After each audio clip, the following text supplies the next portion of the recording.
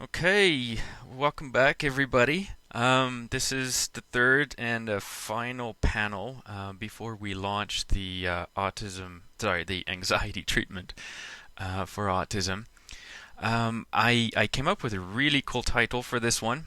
I called it "Free Training: How to Strengthen the Brain Against Anxiety Easily, Anytime, Anywhere, in less time than it takes to make a sandwich." So I hope it gets you all excited about this. Today, Claudie and our favorite panelists are going to teach you how to do the multisensory core protocol. And as the name explains, it's one of the most powerful exercises that Claudie has ever developed as part of the multisensory therapy.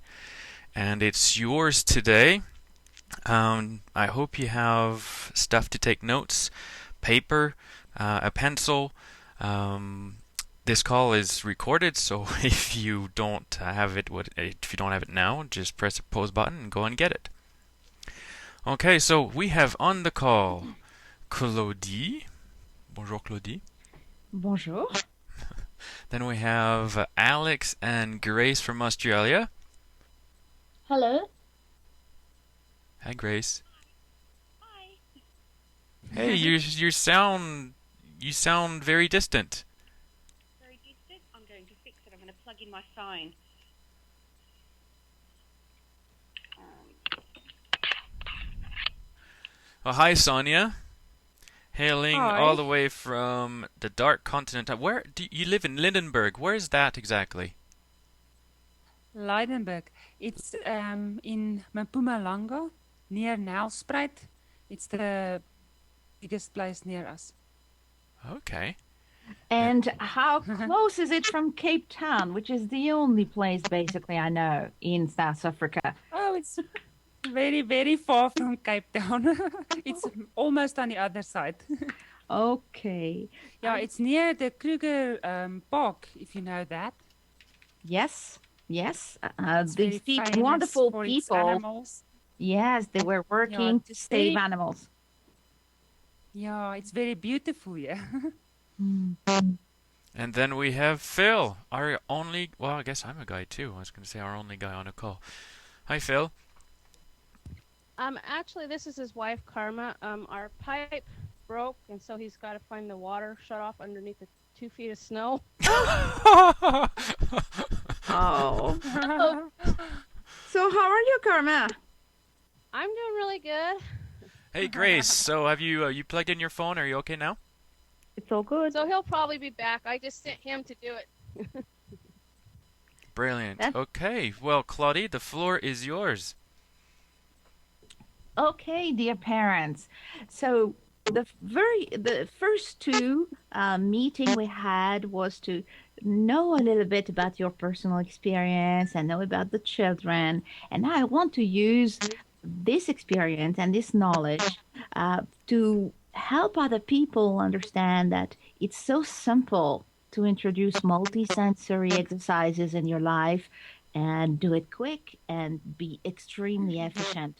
So I will start with Sonia and ask you, Sonia, what was the first reaction of your son to the sense of smell? Because sometimes parents would tell me, I will never be able to come close to my child with a smell because they sort of react and they want to run. So how did it go for you? It didn't go that well the first time. He didn't want to come close to it. He didn't trust the stuff that I put under his nose. Even if I put it on a cotton ball, he was very suspicious. Oh, what are you going to do now? Mm-hmm. So it didn't go that well. But after uh, a few times, he relaxed. He saw that he's not going to be hurt and it's not that bad and he realized that this is smelling nice and it's not bad at all. So he Excellent. relaxed. Grace, how did your boys react? Oh my goodness. I'm a huge advocate of this scent because my youngest son, my 7-year-old, used to have really bad meltdowns where he would become very violent. And the first time after I got the scent and put it straight under his nose during one of these meltdowns, it stopped. He literally stopped. It was like he was transfixed on this scent, and he didn't remember to even make a sound, let alone be lashing out. So it was quite exciting to think that it really does work. And then I was able to divert his attentions and redirect him to doing what was appropriate. So it was like a miracle. And really, this I love to hear you speak that way because it sounds so simple. It is so simple that people have a hard time believing it, but all it takes is just try it. So, in your case, you welcomed us to this wonderful seminar in Sydney, and you are always hunting for knowledge to bring to the parents. So, were you able to transfer the message that something that simple was going to help the other families? Well, I must say that even though I saw all your presentation and it made sense, I love the theory behind it because it does make sense to me. But I was quite skeptical because I thought, my goodness, my body is so full of bruises from my son. How on earth can this scent stop all of that? Well, not only did, after using just the scent, my son stop having violent meltdowns, but every parent who I've introduced to this scent, and there have been many, we've sold over 100 bottles, and I keep saying to everybody, don't pay me, you just take it and give me the money if you like it. If you don't like it, you just give me back the bottle. Nobody has just given it back. Everybody within a week has come back and said, my goodness, it has made so many wonderful, positive steps forward for my child. And it's just amazing how something so simple works on such a huge range of traits and problems. And I like to say that autism is not a one-size-fits-all approach. However, this scent seems to be able to tap in to everyone that I've spoken to so far. It's quite amazing. I've never known an intervention to have a very similar effect on such a huge range of children, and not just with autism, but with other problems as well. It's just amazing. Well, thank you so much. And it is important that you remind us that it's not just about autism, because Phil was explaining to us yesterday that they are able to stop seizures in Thomas. And the reason for that is that we were discussing yesterday, it immediately changes the level of serotonin and dopamine in the brain. And so right away, the brain knows what to do. So I don't know if we have Karma or Phil right now. Would you like to remind us how you do it? Like when he has a seizure, which now is very rare, but you use just a simple smell and a little piece of ice, right? Yeah, I'm back. We just use an ice cube. We put it in a plastic bag, and then we get a really strong smell, one that we get from another source, and it's called Mountain Retreat. It's a blend made from Native American nutritionals, and we put the smell underneath his nose, and we put the ice cube right below his ear on the jawbone for 2 seconds, and then down under his arm for 2 seconds, and then on his hip bone, right where the hip bends, for 2 seconds, and then on the small of his back on one side, and then we repeat the process starting at the top again, back on the other side. And essentially, by the time we get through it once or twice with the ice cube, he's over his seizure. Mm-hmm. Yeah, this is one of those amazing things that we want to share with every parent on the planet.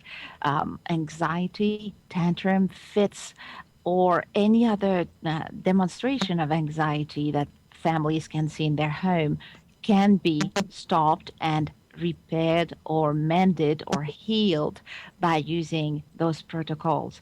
So, Alexandra, you told us about the impact of the smell with Daniel. It was quite a beautiful thing. And if you want to remind us very, very quickly, if people didn't listen to you yesterday. Yeah, sure.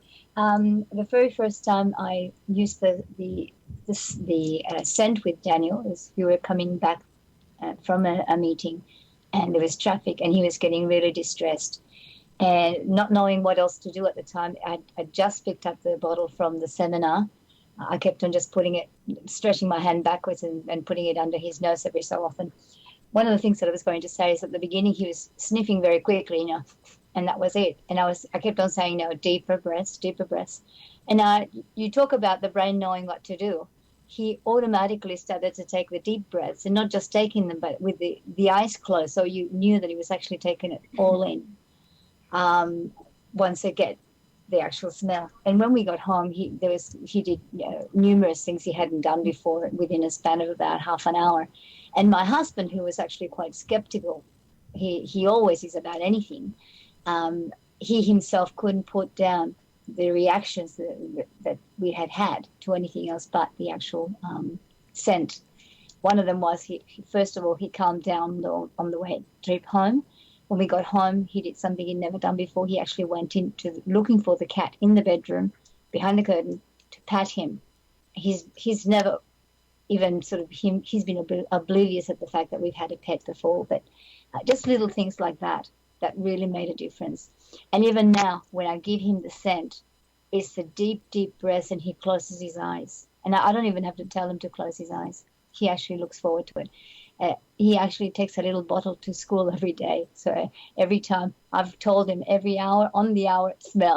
So it's very, very good. So we want to share with the families today the full core protocol. So it definitely, the sense of smell is going to be crucial, but we are going to wrap it in a series of wonderful information for the child or for the adult with anxiety, of course. So we are going to associate 4 information one at a time. The first one is, of course, the smell. The second one will be visual. The third one will be touch. And the fourth one, when you work with a child, will be taste. So we are going to use a fruit smell, a flower smell, and we are going to link those information together. So maybe you could describe to me your first MAPS protocol, the first time you did it with your child, and I'm going to ask Sonia because you saw it in the book. You bought my book, which was very nice, and we appreciate everyone who wants to read more about autism and the brain. So tell us your first experience of the first protocol that you now are doing twice a day. You're talking about the smell and taste and feel and that one. Yes. Okay. The first experience with that was, like I said before, he was a bit anxious, but it really went away very quickly, and he relaxed and he liked it. It became pleasant, and I could sense that he's getting calmer because of that. So it was really positive. So you sit down with your child and you have your equipment with you. So Alex, what is the equipment you need for the core protocol? It's very, very complicated, so we need people to write it down, right? The core protocol. You just need a piece of food. Yeah. Yes, a piece of food of some kind, a nice quiet chair, and the child sitting in front of you. The very first time I used actually a strawberry, and the look on Daniel's face, I got him to close his eyes and smell it. And then he smelled it. He said, strawberry straight away. I said, yes, close your eyes. And then I got him to open his eyes and look at the strawberry. For the first time, he actually observed the strawberry, looked at it all around. Then I got it, rubbed it against his face very gently, and the look on his face, it's just hard to describe. So he was taking all this information in. And then I crushed the strawberry and touched the bottom bit of his lips a couple of times and got him to just lick it with his tongue. Very, very difficult, very, very hard, very, very time consuming, all of about less than 1 minute, And he really, really enjoyed it. Excellent. So the protocol in itself, which has its 4 steps, you are sitting on a comfortable chair. This is very important. And you have also a beautiful picture of whatever you are going to have your child smell. If we are doing strawberry, you need a very nice, colorful picture of a strawberry. And you need your smell that can totally be coming from the fruit, but some children may be worried about smelling a fruit. We know that so many of our kids just have feeding difficulties, so seeing a fruit coming close to their face may be worrying. So you have a smell on a cotton ball, you have a beautiful picture, you have a drop of juice on a little cup, and definitely the fruit. Sometimes I would tell a parent, well, how about we use a plastic fruit, right? Because also, again, well, we might have allergy reactions, but also the food coming close to the face can be worrying. So I'm going to review it with you, and you are going to tell me maybe the little variation that you may have brought to it. So we are bringing the smell to the child, and we invite him to smell. Then, when you look at your child and you say, well, has he smelled 2-3 times? You look at the breathing happening, inhaling and blowing. Then you bring the photo as he is still smelling. And you tell him, okay, you make comments. It has to be a warm, a fuzzy experience with the family. So you say, well, how pretty is that fruit? You can make all kinds of soft comment without much importance as long as you talk. Then you put away the smell and the picture.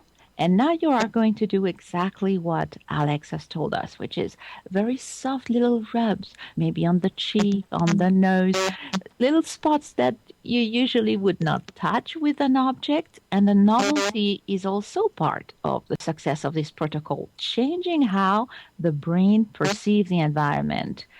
The touch part has to be pleasant. If your child has a reaction to, no, don't you even think about touching my face, you can use even your fingers to draw a little line on the neck, on the ears, on the back. We have spoken about the gentle claw yesterday and how wonderful it is to increase serotonin and bring back peace and comfort to the child. So we are going to do the touch for maybe a minute, and then, as Alex explained, a drop of the juice on your fingertip, and you rub on the bottom lip. We never ask the child to swallow or chew. It is only juice, for a simple reason, again, that there can be a reaction to food, but also when you start to chew or to swallow, you involve movement. And this is not what we want to be doing in the brain. Right now, we are only sensory. So we are using vision, smell, touch, and taste is sort of a finish up. And it is, mind you, a wonderful speech exercise, because your child, as he is pulling the tongue and rubbing and picking up and sort of clapping the tongue and doing those little funny faces, this is a beautiful speech exercise. So maybe I'm going to ask the dad. Phil, can you tell us, is it how you developed the core protocol with Thomas? Did it work well? Oh, yeah, it worked real well. I also play a little music in the background. I don't know if that was all right, but he sure likes classical.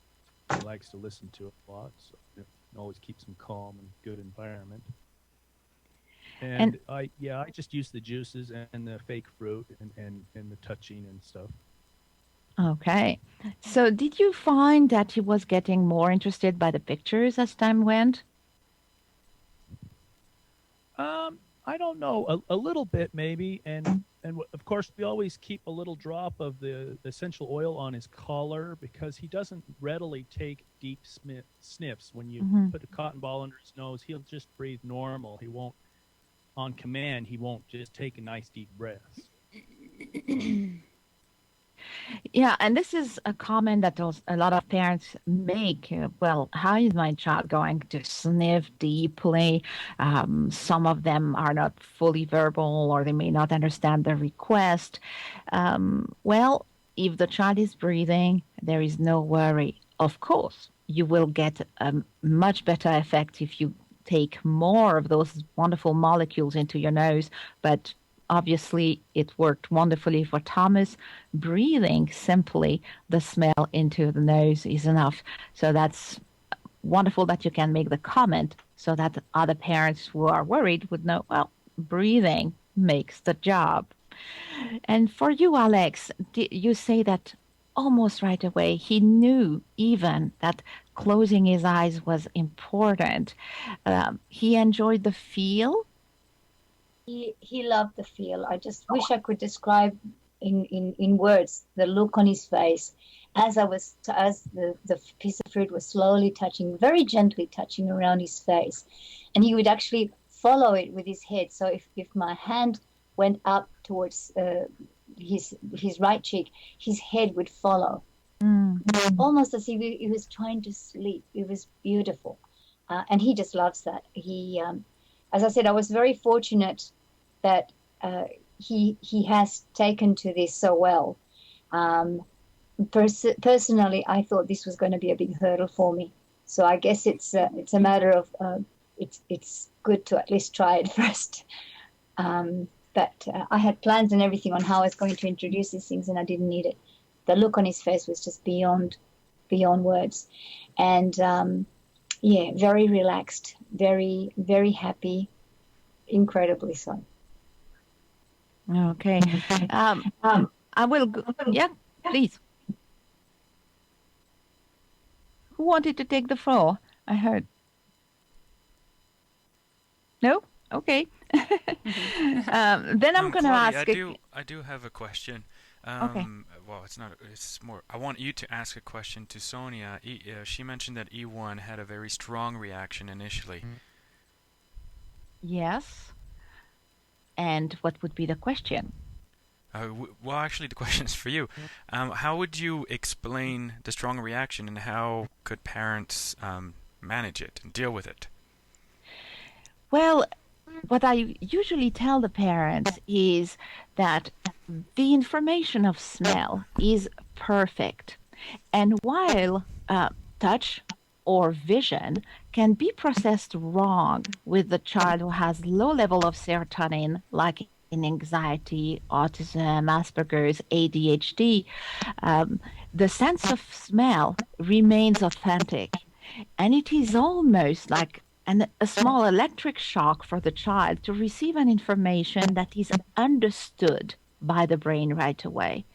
So their reaction of sudden, almost a startle, is an excellent sign that this child is processing absolutely perfectly.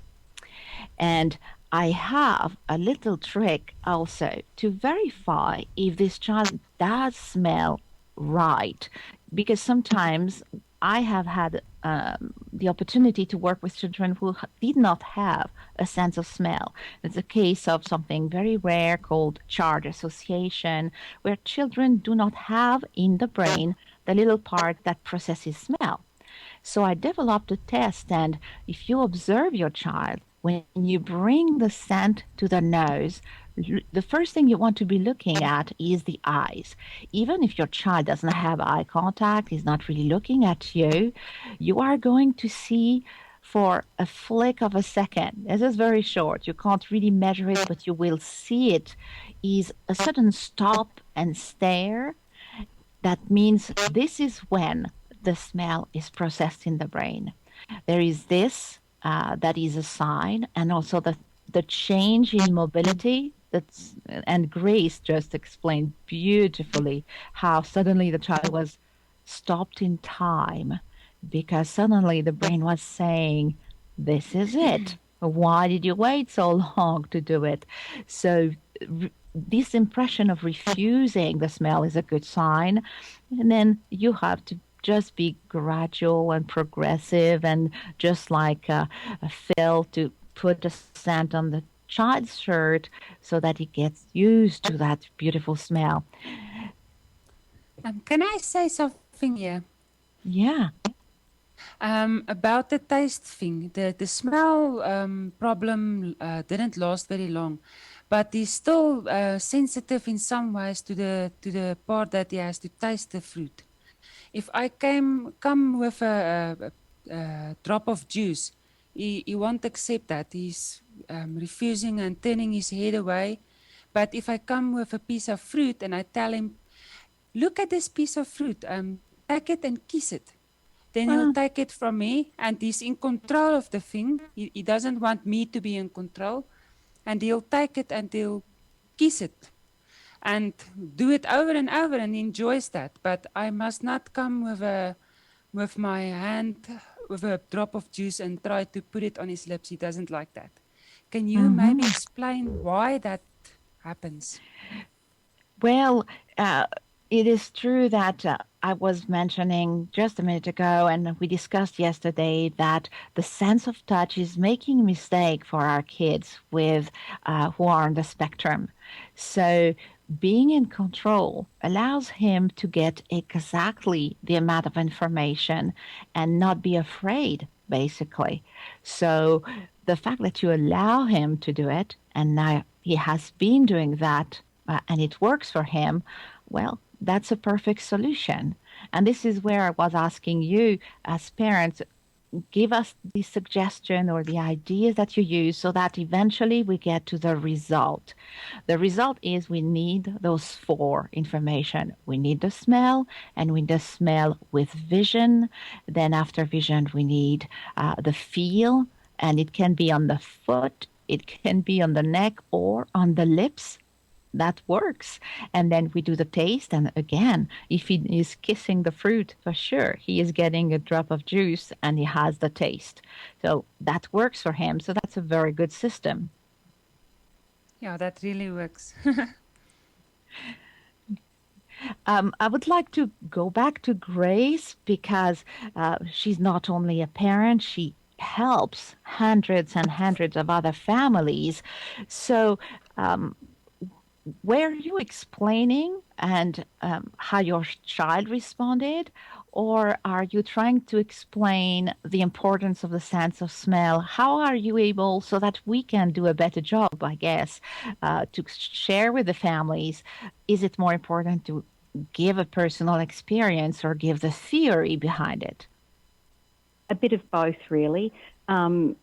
I was explaining before what happened to my youngest son, but my oldest son, who's 9, thankfully is over the violent meltdown part. But what I found with the smell was that for both of my children, it also settled them down for some reason. Within a week, without me actually explaining to their teachers at school, they came back to me and said, "What have you done to your children? Have you medicated them?" Because they're more focused. They concentrate better, and it actually came out in them achieving goals within the classroom that they'd never done before. So that was quite exciting.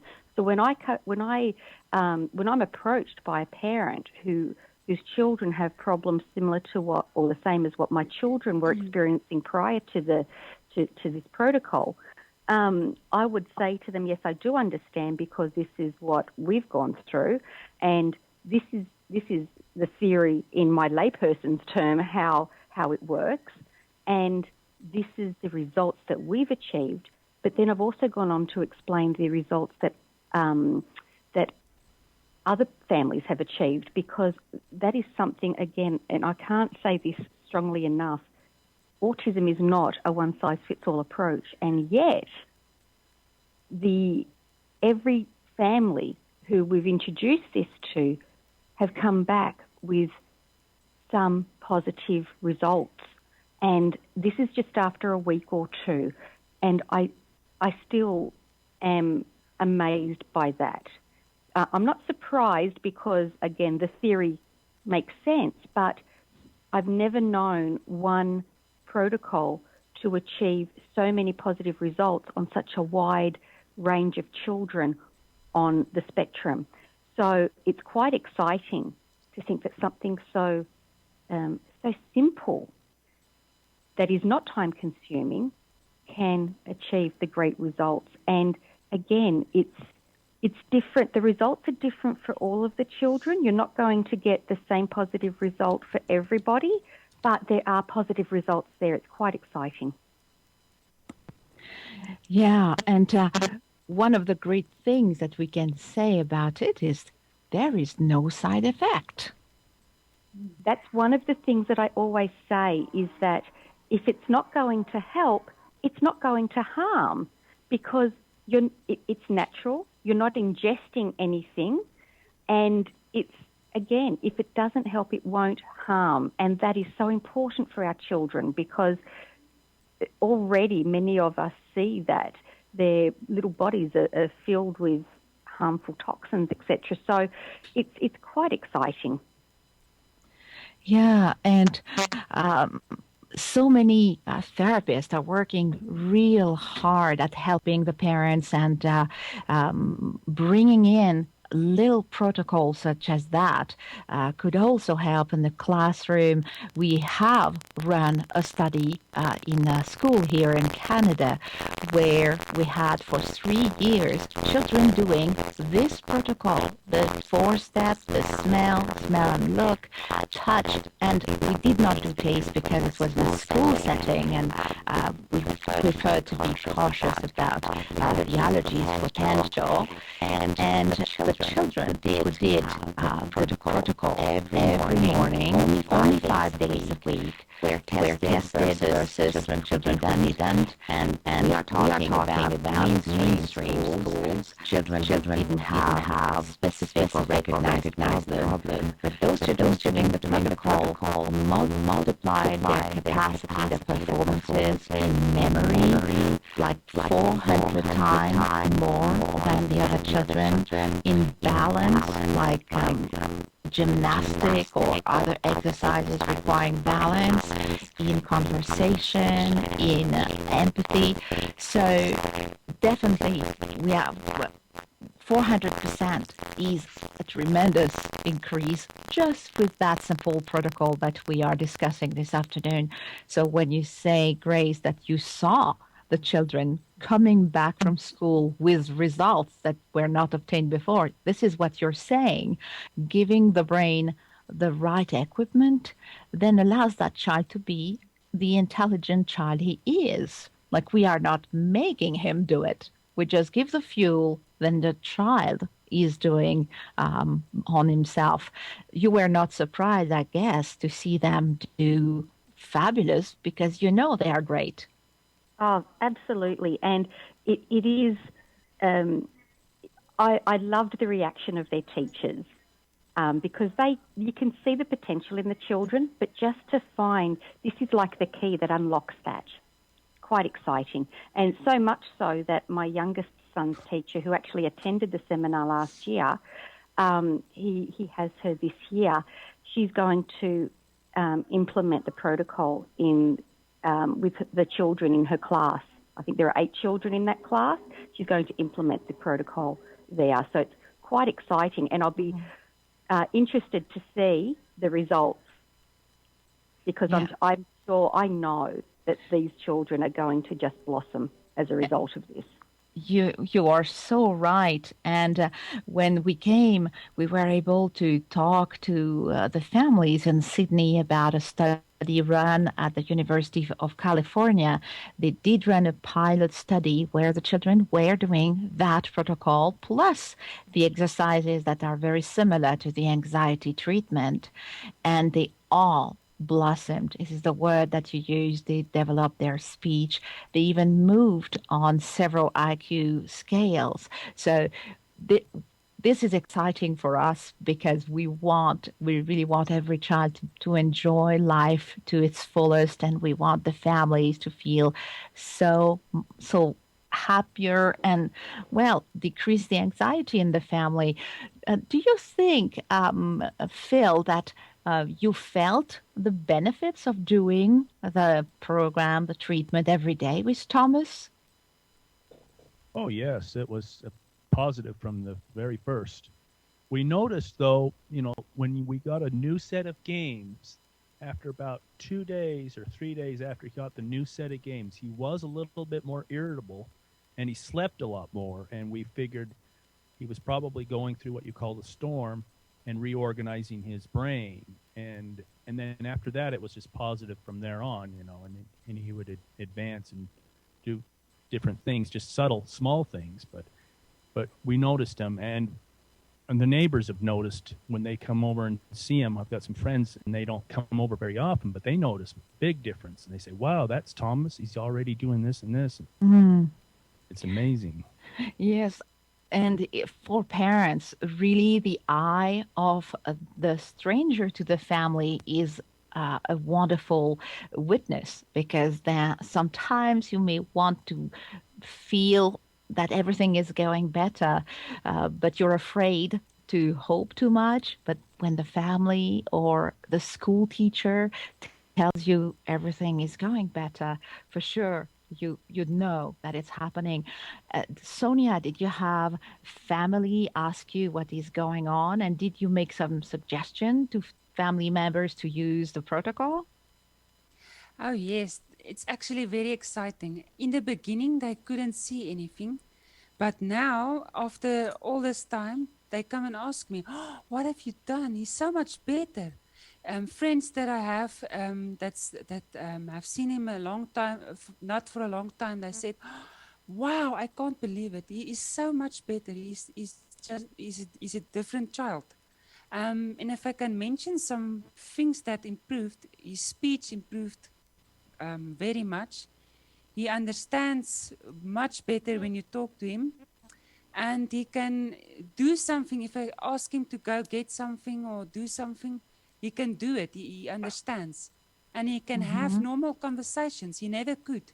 When he saw some friends or adults and they started talking to him, he could never talk back. He didn't know what to say.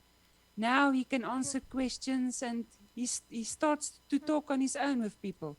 He's not that shy anymore. He's so near to normal now, and that there's almost nothing wrong. And you have not even done 6 months, have you? No, I didn't. So we have the world in front of us. So I think that Kim wants to sort of wrap this all up for us. So Kim, I just quickly ask a question, please, Claudie. I'm so sorry. We have families whose children are on medication, who they would love to see an alternative, a natural alternative to taking medications for their children. What would you recommend for these families? How should they tackle the protocol versus the medication that their children are taking? Because I don't advocate to stop medication straight off. So No, this is the ideal question, and I feel silly to not have mentioned that crucial aspect of things, which is when a child suffers from severe anxiety, the only answer really that the doctor will give would be to quiet down the brain. And this has terrible side effects on the body, but also on learning, but it works. So what I would recommend is start the anxiety 90-day treatment and wait until you see the first effect, and the parents will see the effects within a week, 2 weeks, 3 weeks, when they see that the brain is starting to recover, then they start to reduce the medicine. You can never go off a drug in a minute. That is never done safely for the brain. We have a protocol that I advise the parents to use, and very often I would tell the parents, shave the pill once a day and basically powder away the medicine. You have to do that in agreement with your doctor, of course. You want to say, my child is feeling better. I am using a natural process. I don't need to go in details, but I would like to decrease the drug. And if the child is on a pellet, well, then we are going to decrease the size.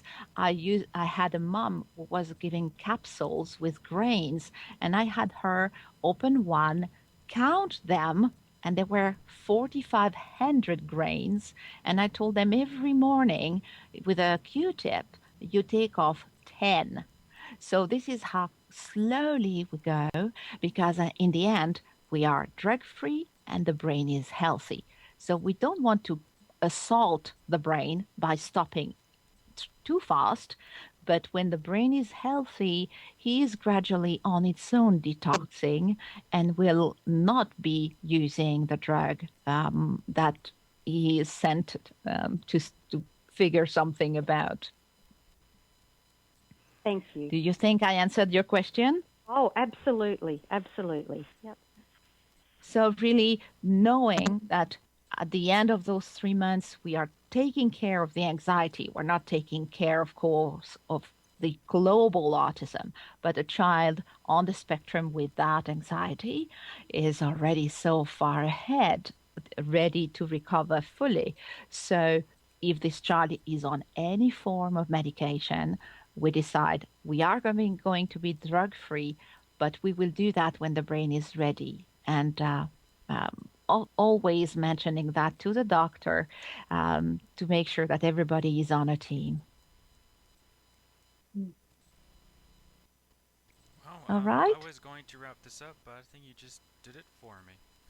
Okay. I had notes of little comments I wanted to make in the end, but you've said it all. Anybody has questions? This is your last chance before we're done forever. Oh. I just wanted to, if I could, I just wanted to make a comment. There's a lot of different protocols and things like that, which is why a lot of people are skeptical. From my own experience, what I would recommend to people is to listen to the facts that you've got, see that they make sense, realize that there's no side effect with this whatsoever. Because I know I have had a lot of parents say, like with Grace, what Grace said, oh, my child's on medication, I can't just take it off altogether. So I emphasize the fact that the child does not have to come off the medication. That's not what you're getting the child to do now. That's what eventually will happen. But and the other thing is that, as I said, there's no side effects. And the last thing that I think is very important is to realize that it's never too late. A lot of the times when you've got children with autism, you're basically dealing with kids under the age of 9 or 10. And you're always led to believe that once they reach the age of 10 or 11, that's it for them. My child is 15 in April, and I'm seeing a lot of changes. I'm seeing a lot of effects, and I haven't been doing the programs that long either. It's never too late. There is such thing as the brain being able to fix itself, and I've seen it. That's all I wanted to emphasize. There's only one word I want to say now, and that's amen. Yeah. Well, thank you so much, all of you. I do hope we will have more of those panels, because there are so many topics that you can help families with, and you have so much to share.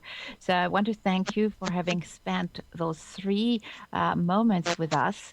And I'm pretty certain that many families will understand better what this purpose is all about. All right, Thank goodbye, you, Claude. everybody. See ya. Thank you. Bye. Bye. Okay. Bye. Bye. See you. Bye.